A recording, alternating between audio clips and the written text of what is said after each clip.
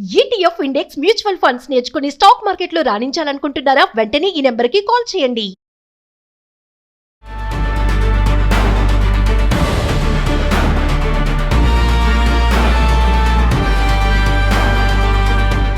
నమస్తే, welcome to Suman TV. Present మనతో పాటు సీనియర్ ఐపీఎస్ ఆఫీసర్ రెడ్డన్న గారు. నమస్తే సార్. నమస్కారం. సార్, సైబర్ సెక్యూరిటీ కోర్స్లో అడ్మిషన్ దొరకలేదని మరి ప్రఖ్యాత ఇన్స్టిట్యూషన్ కాన్పూర్ ఐఐటి వెబ్సైట్నే హ్యాక్ చేశాడు కుర్రోడు, నాకు సీట్ ఇవ్వలేదు అని చెప్పేసి. మరి ఒక్కసారి దాని గురించి మాట్లాడుకుంటే, ఇప్పుడు అతనికి ఆఫర్ చేసినందుకు అతను అరెస్ట్ చేయడం పక్కన పెడితే అతనికి ఆఫర్ వచ్చిందంట. మరి ఒకసారి దాని గురించి మాట్లాడుకుందాం. నిజమే, ఇది ఆ ఇన్స్టిట్యూట్లోనే కాదు, చాలా విధాలుగా టాలెంట్ నాలెడ్జ్ ఉన్న వ్యక్తులని ఈ ఇన్స్టిట్యూషన్స్ గుర్తించవు. ఎందుకంటే వాళ్ళకు అకాడమిక్ గానే చూస్తారు, మార్కుల పరంగానే చూస్తారు, అంతేగాని వాడి టాలెంట్స్ ఏమి, వాడి నాలెడ్జ్ ఏమి అనేది అన్లెస్ హీఈస్ టెస్టెడ్, వాడిని టెస్ట్ చేస్తే కానీ తెలియదు. సో దీనికి చాలా మందే ఉన్నారు. ఉదాహరణకి ప్రపంచంలో చాలా మందే ఉన్నారు. మనం ఈ అబ్బాయి వ్యవహారానికి వస్తే, తను ఐఐటి కాన్పూర్ కోసం ఎగ్జామినేషన్ ఎంట్రన్స్ రాస్తే సరి అయిన మార్కులు రాక హీ వాజ్ డిస్క్వాలిఫైడ్. సో అతనికి సీట్ రాలేదు.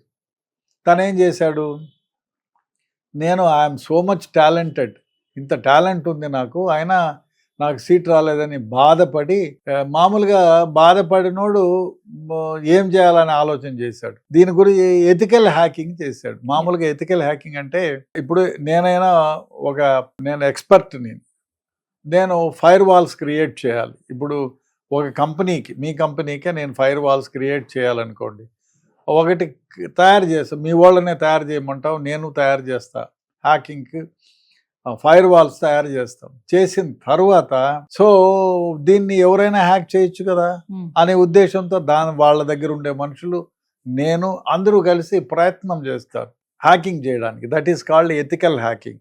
అంటే మేము క్రియేట్ చేసిన ఫైర్ వాల్స్ని మీరు బ్రేక్ చేయగలరో లేరో, అంటే వేరే వాళ్ళు బ్రేక్ చేస్తారేమో చూడండి అని వాళ్ళ ద్వారా చేస్తే that is called ethical hacking.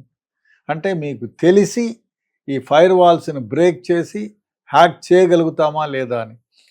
ఈ కుర్రోడు ఏం చేశాడు, ఐఐటి మెడ్రాస్, ఐఐటి కాన్పూర్ 2 వెబ్సైట్లని హ్యాక్ చేసి అందులోనే ఒక లెటర్ పెట్టాడు. నేను మిమ్మల్ని ఇబ్బంది పెట్టాలని కాదు, మీ దగ్గర ఉన్న డేటాలను తస్కరించాలని కాదు, I have talent, I have knowledge, I have the capacity. So ఇంత చేసినా మీరు నన్ను గుర్తించలేదు, నన్ను తీసుకోలేదు, నాకు సీట్ ఇవ్వలేదు, చాలా బాధ అనిపించింది. So I have talent to prove that మీ ఈ వెబ్సైట్లనే హ్యాక్ చేశాను, దిస్ ఈజ్ ది ప్రూఫ్ అని ఆ లెటర్ పంపించారు. లెటర్లు పంపిస్తే నిజంగా ఐఐటి కాన్పూర్ డైరెక్టర్స్కి హెడ్స్ ఆఫ్, కరెక్ట్గా ఆలోచన చేశారు, చాలా కరెక్ట్గా ఆలోచన చేసి అతన్ని పిలిపించి, నువ్వు చేసింది తప్పైనా, బికాస్ నీ Moto is not to disturb us, not to do harm, so you have done great job. కాబట్టి యాక్చువల్గా అయితే ఇట్లా హ్యాక్ చేసిన వాళ్ళపైన కేసు పెట్టాలి, క్రిమినల్ కేసు అవుతుంది. అట్లాంటి కేసు పెట్టకుండా ఆ అబ్బాయికి సీట్ ఇచ్చారు. ఇప్పుడు ఈ టైంలో ఇదైపోయింది కాబట్టి నెక్స్ట్ ఇయర్కి రమ్మని చెప్పి ఆఫర్ లెటర్ ఇచ్చి అతనికి సన్మానించి ఇచ్చేసారు. ఇంటెన్షన్ క్రిమినల్ ఇంటెన్షన్ లేదు, ఓన్లీ టు ప్రూవ్ హిమ్సెల్ఫ్, తన్ను తాను నిరూపించుకోవడానికి ఈ హ్యాకింగ్ చేశాడు. సో నిజంగా ఇదే కాదు, జీవితంలో చాలా మంది ఇటువంటి దానిలో నాకు తెలిసిన సందర్భాలు కూడా కొన్ని ఉన్నాయి. ఎందుకంటే నా బ్రదర్ ఇన్ భువనేశ్వర్ అని, ఆయన వెల్ క్వాలిఫైడ్, బాంబేలో కూడా ప్రఖ్యాత ఇన్స్టిట్యూట్లో ఐఐఎం చేశాడు. సో అతని ఒక ఇంటర్నేషనల్ కంపెనీ ఎస్ఏపి ల్యాబ్స్, దానికి మామూలు ఇంటర్వ్యూకి అటెండ్ అయితే, జనరల్ మేనేజర్స్ క్యాడర్ పోస్ట్కి అటెండ్ అయితే అతనికి ఆ పోస్టు వెయిటింగ్ లిస్ట్లో పెట్టారు. సరే నేను పోలేదు, జాయిన్ కాలేదు. తర్వాత డైరెక్ట్గా ఈ పెద్ద పోస్ట్కి ఇండియా, అంటే వేరే కంపెనీల్లో పనిచేసి చివరికి ఇండియా హెడ్గా he was taken as India head. ఏది రిక్రూట్మెంట్కే ఇండియా హెడ్గా హీ వాజ్ టేకెన్. అదే కాకుండా వరల్డ్ గ్లోబల్ డైరెక్టర్గా కూడా హీ వాజ్ సెలెక్టెడ్.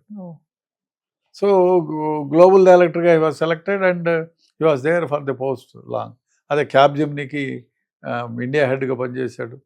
సో ఆ విధంగా చాలామందిని సందర్భాలు గుర్తించలేదు. అంతెందుకు నా దగ్గర ఒక అబ్బాయి పనిచేసేవాడు. ఇంజనీరింగ్ ఫైనల్ ఇయర్లో వాడి కొన్ని చిల్లర శాస్త్రాల వల్ల ఎగ్జామినేషన్లో all the subject fail final year. మళ్ళీ నాకు తెలిసి తిట్టితే సరే సార్ అని చెప్పి కూర్చొని రాశాడు. వాడికి చదువుకోవడానికి కూడా ఇంట్లో సరైన వసతి లేకపోతే మనమే కల్పించి చదివించాం. చదివిన తర్వాత ఒక సాఫ్ట్వేర్ కంపెనీకి ఇంటర్వ్యూకి పోతే నువ్వు పనికిరావని చెప్పి అబ్బాయి వీడు నేనే మాట్లాడా ఇంత ఏదైనా జాబ్ ఇవ్వండి పాపం పిల్లోడు ఏమి లేదు కష్టము ఇబ్బందికరంగా ఉంది నాకు అంటే 25,000 రూపీస్ జాబ్ కూడా హీ వాజ్ నాట్ సెలెక్టెడ్. తర్వాత బెంగళూరులో ఒక కంపెనీకి హీ వాజ్ సెలెక్టెడ్. అక్కడ టీమ్ లీడర్ అయినాడు. అయిన తర్వాత ఇదే కంపెనీ వాళ్ళు 25,000 వదిలేసి 2.5 లక్షలకి ఆఫర్ ఇచ్చి లెటర్ ఇచ్చి ఆఫ్టర్ 4 years తీసుకున్నారు. వీడు 1 year 1.5 years చేసి I'm not interested this job అంటే బాబు ఇంకో 50,000 ఎక్కువ ఇస్తాంరా పంజాబ్ అన్నారు. కాబట్టి టాలెంట్కి చదువుకి సంబంధం లేదు. చాలా సందర్భాల్లో టాలెంట్ ఉండేవాళ్ళు అని గుర్తించలేరు. అకాడమిక్ ఇన్స్టిట్యూషన్స్ వరకు చాలా వరకు గుర్తించలేని పరిస్థితి. మనము చాలామంది చూస్తే చదువులో రాణించలేని వాళ్ళు వేరే విధంగా వాళ్ళకి జ్ఞానం ఉంటుంది, వేరే యాక్టివిటీస్లో చేసి చాలామంది గొప్పగా పైకి వచ్చిన వాళ్ళు చాలామంది ఉన్నారు. అట్లా చాలా చెప్పుకోవచ్చు మనం. మీరు పనికిరారు పో అంటే వాళ్ళకే హెడ్ అయిన సందర్భాలు చాలా ఉన్నాయి. మార్క్ జూకల్బర్గ్ ఆయన కూడా అంతే. He was not selected.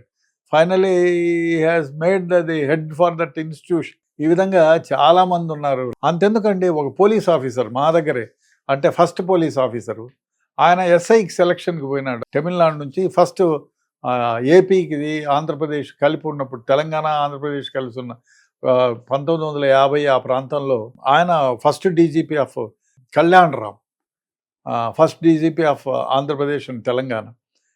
SI సెలక్షన్కి వాజ్ నాట్ సెలెక్టెడ్. నువ్వు సెలెక్ట్ కాలేదని చెప్పి పంపించినారు. కేరళ ఏమో నేటివ్ కేరళ తమిళనాడు అనుకుంటారు. I was not selected. Then I tried for UPSC and I got it. IPS వచ్చింది. ఆయన లాంగెస్ట్ టర్మ్ 19 ఏళ్ళు డీజీపీగా పనిచేశాడు ఆంధ్రప్రదేశ్ తెలంగాణ 2 రాష్ట్రాలకి. ఆ విధంగా కొన్ని సందర్భాల్లో సరైన టాలెంట్ని సరైన సమయంలో గుర్తింపు దొరకక అంతకు 10 స్కోప్ ఉన్న అదే ఉద్యోగాలకు హెవీగా ఉన్న వాళ్ళని సెలెక్ట్ అయిన సందర్భాలు చాలా ఉన్నాయి. సో ఇప్పుడు ఈ కాన్పూర్ అబ్బాయి అయితే మాత్రం ప్రూవ్ చేసుకున్నాడు, నా దగ్గర ఈ టాలెంట్ ఉంది, మీ వెబ్సైట్ నేను హైక్ చేయగలిగానంటే. ఎస్, అదో ఆ విధంగా చాలా మంది ఉన్నారు లైఫ్లో. అంటే వాళ్ళ టాలెంట్ని గుర్తించలేకుండా అకాడమిక్గానే అకాడమిక్ మార్కులనే చూసుకున్నారు తప్ప వాడికి టాలెంట్ లేదు, టాలెంట్ని గుర్తించలేదు. ఆ విధంగా ఇన్స్టిట్యూషన్లు తప్పుటడుగులు వేస్తున్నాయి మామూలుగా కూడా టాలెంట్ని గుర్తించుకోకుండా. Thank you.